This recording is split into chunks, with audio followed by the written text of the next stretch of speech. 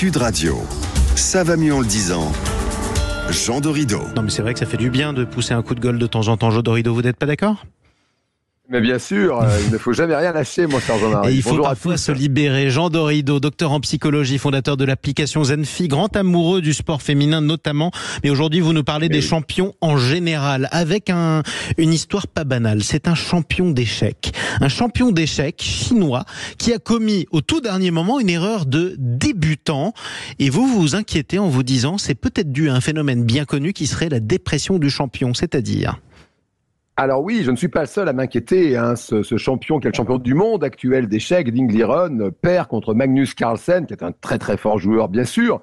Simplement, des spécialistes nombreux se questionnent sur son état de santé mentale. Lui-même, d'ailleurs, explique qu'il a fait plusieurs séjours en clinique à cause de sa dépression. Et c'est un fait, vous l'avez dit, Jean-Marie, la dépression chez les sportifs de haut niveau, c'est un vrai sujet. Il est important d'en parler en cette veille de Jeux Olympiques, d'Euro de football, de Tour de France. Et c'est une maladie qui reste encore tabou dans ce milieu de la haute performance sportive. C'est vrai, dans la population générale déjà, la dépression est souvent un sujet un peu honteux, et c'est précisément important de briser ce silence, parce que ne pas en parler, eh bien, c'est précisément engendrer une double peine, la maladie, le problème de santé mentale et en plus la honte. Chez les champions, comment ça se fait, Jean, que ce soit tabou chez les champions ? Eh bien, écoutez, ce qui est délicat, c'est que bien sûr, le sport de haut niveau cherche la performance à outrance, et les champions sont censés posséder et cultiver de la force physique, bien sûr, et aussi de la force psychique. On parle bien sûr du mental de champion, et certaines maladies sont perçues comme étant précisément le résultat d'une faiblesse mentale. Là où la blessure physique à l'entraînement ou en compétition, c'est la faute à pas de chance, eh bien, la maladie mentale, la dépression, eh bien, c'est perçu comme un signe de faiblesse mentale, alors qu'en réalité, c'est précisément tout le contraire. Alors, ce que vous êtes en train de nous dire, Jean, c'est que plus on s'approche du sport de haut niveau, plus on est à risque en termes de dépression ?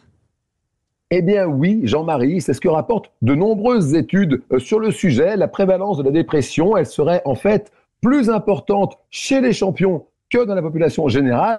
En fait, c'est assez simple finalement, puisque si vous regardez ce qui se passe sur le plan physique, on sait que les champions sont physiquement extrêmement fragiles. Pourquoi ? Parce que quand vous montez une mécanique à son plus haut niveau de performance, évidemment, vous la fragilisez. Il suffit d'un grain de sable.